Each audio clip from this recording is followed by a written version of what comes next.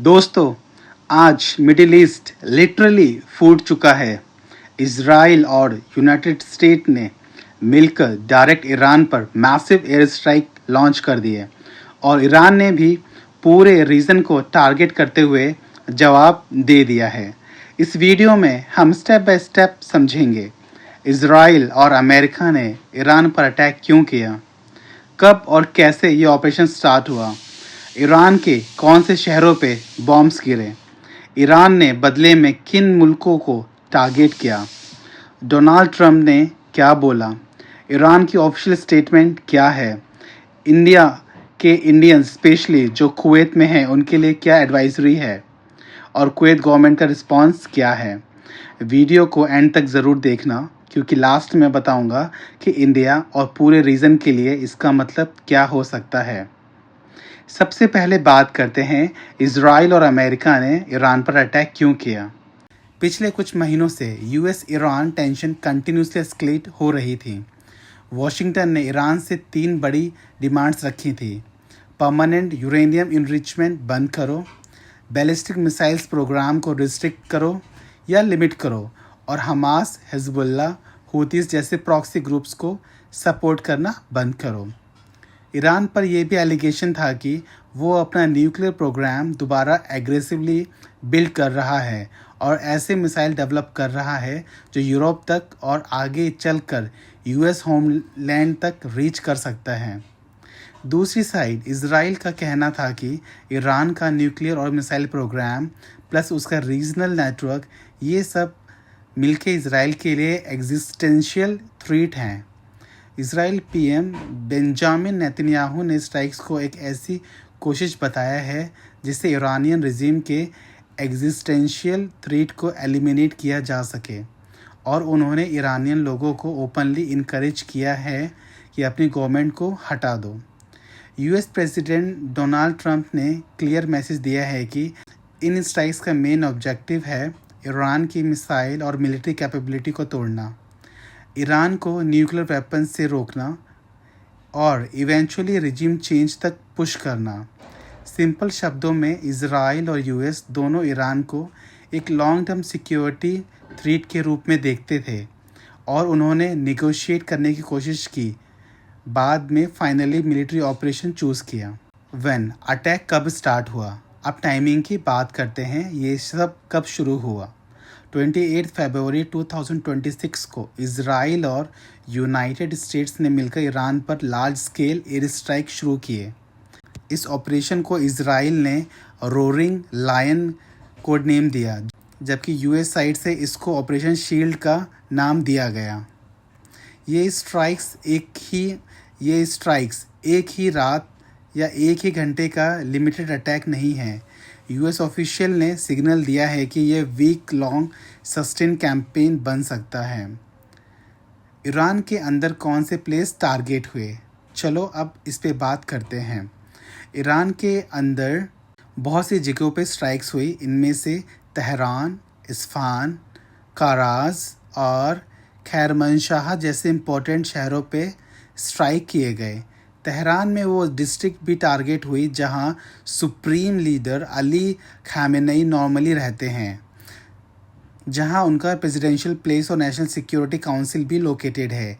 इस एरिया पर कई मिसाइल गिरने की कंफर्मेशन आई है। ओवरऑल फोकस था ईरान का military facilities, command and control centre और न्यूक्लियर रिलेटेड साइट्स। इसके साथ ही इजराइल ने अपनी एयर स्पेस बंद कर दी, इमरजेंसी प्रोटोकॉल्स एक्टिवेट किए और नेबरिंग कंट्रीज़ ने भी अपनी एयर स्पेस रिस्ट्रिक्ट करना शुरू कर दिया। तो ये कोई सिंबॉलिक स्ट्राइक नहीं बल्कि ईरान के कोर पावर स्ट्रक्चर और डिफेंस नेटवर्क पर डायरेक्ट हिट है। अब बात करते हैं ईरान के रिटेलिएशन की। किन जगहों पर ईरान ने अटैक किया। ईरान ने इस अटैक का जवाब एक अनप्रेसिडेंट वेव के थ्रू दिया। ईरान ने मिसाइल्स और ड्रोन्स लॉन्च किए जो सिर्फ इजराइल पर नहीं बल्कि पूरे रीजन में यूएस और एलाइड टारगेट्स पर गिरे। रिपोर्ट के हिसाब से ईरान ने Qatar, UAE, Saudi Arabia, Bahrain और कुवैत तक को टारगेट किया। बहरीन में यूएस नेवी का 5th फ्लीट बेस जो ऑलरेडी एक ही अमेरिकन मिलिट्री हब है उसके अगेंस्ट भी अटैक की रिपोर्ट्स आई हैं।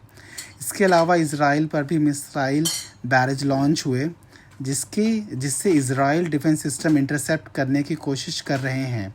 इस वजह से वहाँ एयर स्पेस रिस्ट्रिक्शन और इमरजेंसी अलर्ट्स जारी किए गए। मतलब ये कॉन्फ्लिक्ट सिर्फ यूएस विस ईरान या इसराइल विस ईरान नहीं रहा, ये पूरे गल्फ रीजन को डायरेक्टली इम्पैक्ट करने वाला मिलिट्री कन्फ्रंटेशन बन चुका है। डोनाल्ड ट्रंप का क्या स्टेटमेंट रहा? चलो अब आते हैं डोनाल्ड ट्रंप के स्टेटमेंट पर, क्योंकि यूएस साइड से नैरेटिव यही सेट करता है। ट्रंप ने अर्ली मॉर्निंग एड्रेस में अनाउंस किया कि यूनाइटेड स्टेट्स ने ईरान के खिलाफ मेजर कॉम्बैट ऑपरेशन स्टार्ट कर दिया है। उनका कहना था कि ईरान ने यूएस की न्यूक्लियर प्रोग्राम रोकने की डिमांड रिजेक्ट कर दी, अपना न्यूक्लियर और मिसाइल प्रोग्राम एग्रेसिवली रिबिल्ड करने की कोशिश की, और अब ईरान की कैपेबिलिटी इतनी बढ़ रही थी कि वह यूएस एलाइज और इवेंचुअली यूएस होमलैंड को थ्रेटन कर सकती थी। ट्रंप ने ईरानी लोगों को डायरेक्टली एड्रेस करते हुए बोला, the hour of your freedom is eight hand. घर के अंदर रहो, सेफ रहो और अपनी ऑपरेसिव रिजिम से छुटकारा पाने का मौका पकड़ो। यानी उन्होंने ओपनली रिजिम चेंज को इनकरेज किया। उन्होंने ये भी एक्सेप्ट किया कि इस ऑपरेशन में अमेरिकन कैजुअलिटीज़ हो सकती हैं, लेकिन बोला कि ईरान ने हर डिप्लोमेटिक चांस रिजेक्ट किया, इसलिए अब मिलिट्री ऑपरेशन ही बचा था। ईरान की ऑफिशियल स्टेटमेंट। अब ईरान की तरफ से क्या स्टैंड आया? ईरानियन लीडरशिप ने इस स्ट्राइक को एग्रेशन और इलीगल वॉर डिक्लेयर किया, और ये कह रहे हैं कि उनका रिटेलिएशन सेल्फ डिफेंस के अंडर है। ईरान का मैसेज रफली ये है कि यूएस और इजराइल ने उनके सोवेरेनिटी पर अटैक किया। वो अपने न्यूक्लियर प्रोग्राम को एक सोवेरेनिटी राइट के रूप में देखते हैं, और जब तक ये अटैक चलेगा ईरान अपना और रीजन के अलाइज के साथ मिलके जवाब देता रहेगा। ईरान अपने डोमेस्टिक ऑडियंस को भी ये सिग्नल दे रहा है कि वो प्रेशर में नहीं झुकेगा और इसको एक नेशनल रेजिस्टेंस का नैरेटिव बनाकर प्रेजेंट कर रहा है। इंडियन एम्बेसी एंड कुवैत ने भी स्टेटमेंट दी है। रिसेंट डेवलपमेंट के बाद इंडियन एम्बेसी कुवैत ने एक एडवाइजरी इशू की है, जिसमें इंडियन नेशनल्स को विजिलेंट रहने और प्रिवेलिंग सिक्योरिटी सिचुएशन को सीरियस लेने को बोला गया है। स्टेटमेंट में कहा गया है कि Indian citizen crowds, unnecessary travel और सेंसिटिव एरिया से दूर रहें, लोकल अथॉरिटीज़ के इंस्ट्रक्शंस फॉलो करें, और किसी भी इमरजेंसी सिचुएशन में एम्बेसी के इमरजेंसी कॉन्टैक्ट नंबर पर तुरंत रीच आउट करें। इससे पहले इंडिया ने ईरान में मौजूद अपने सिटीज़न को भी स्ट्रांगली एडवाइस किया था कि वो ऑल अवेलेबल मीन्स से कंट्री लीव कर दें, क्योंकि वार का रिस्क ग्रेजुअली बढ़ रहा था। ये सब दिखाता है कि इंडियन गवर्नमेंट पहले से सिनारियो को क्लोजली मॉनिटर कर रही थी। कुवैत गवर्नमेंट का स्टेटमेंट। फाइनली कुवैत गवर्नमेंट का रिस्पांस। कुवैत की मिनिस्ट्री ऑफ फॉरेन अफेयर्स ने पहले ही एस्केलेटिंग ईरान टेंशन को देखते हुए अपने सिटीज़न को अलर्ट रहने, पब्लिक गैदरिंग अवॉइड करने और लोकल अथॉरिटीज़ की गाइडलाइन स्ट्रिक्ट फॉलो करने को बोला था।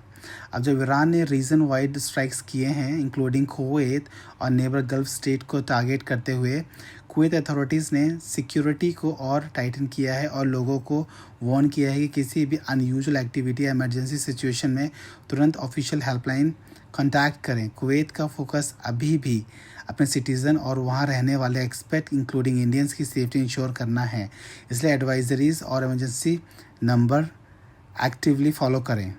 दोस्तों, ये कॉन्फ्लिक्ट अब सिर्फ एक कंट्री का इशू नहीं रहा, इसके शॉक वेव्स पूरे middle east, global oil market और इंटरनेशनल पॉलिटिकल तक जाएंगे। अगर आप गल्फ़ या नियर बाय रीजन में हो, specially Kuwait, UAE, Saudi, Qatar या बहरीन, तो लोकल न्यूज़ और ऑफिशियल एडवाइजरी को क्लोजली फॉलो करो। एम्बेसी के कॉन्टैक्ट सेव रखो और अननेसेसरी रिस्क मत लो। अगर ये वीडियो इन्फॉर्मेटिव लगा तो लाइक, शेयर और कमेंट ज़रूर करो। नीचे कमेंट में बताओ तुम्हें लगता है ये situation full scale regional war बन सकती है या डिप्लोमेटिक ऑफ रैम्प भी पॉसिबल है। मैं मिलता हूँ नेक्स्ट वीडियो में, तब तक के लिए स्टे इन्फॉर्म, स्टे सेफ।